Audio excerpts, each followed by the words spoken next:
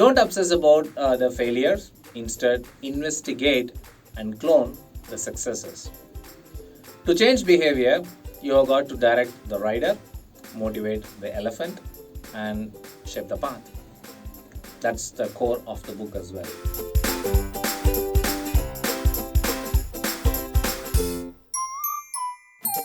Welcome to Book It by Leanpitch. In this video, we will look at the summary of the book, Switch.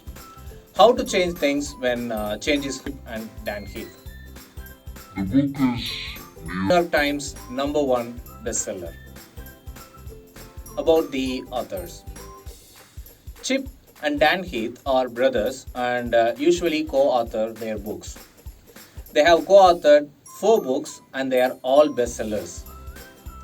Chip Heath is a professor of organizational behavior in the Stanford Graduate School of Business. He completed his bachelor's degree in industrial engineering from Texas A&M University and earned a PhD in psychology from Stanford University. He teaches organizational behavior, negotiation, and social entrepreneurship. Dan Heath completed his education at the University of Texas and Harvard University Business School.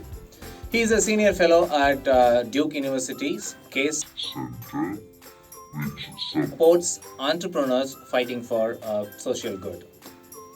Summary. Understanding human behavior is essential when we are working on change. Change involves understanding the challenges, the steps needed, things to focus on, stuff to take care of, and other items as needed. If we don't understand ourselves, then change is more problematic as it already is difficult.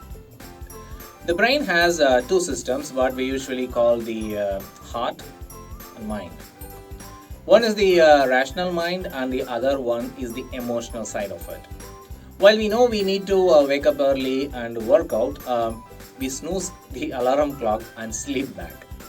The rational mind is the one that reasons, while the emotional one gives in to the things that are, fulfilling, even if it is temporary.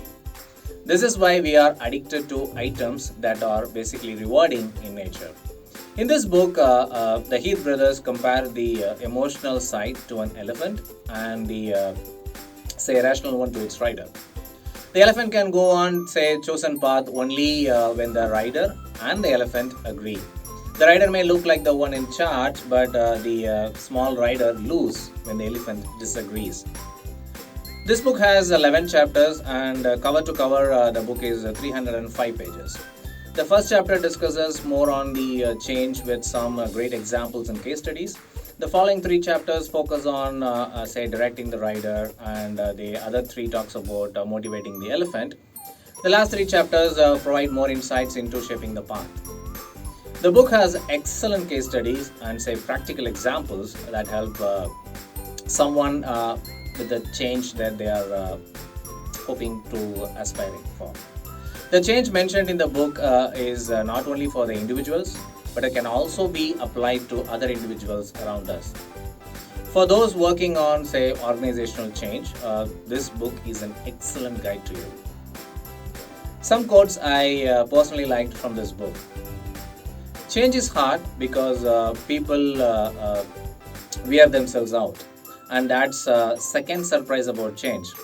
What looks like laziness is often exhaustion.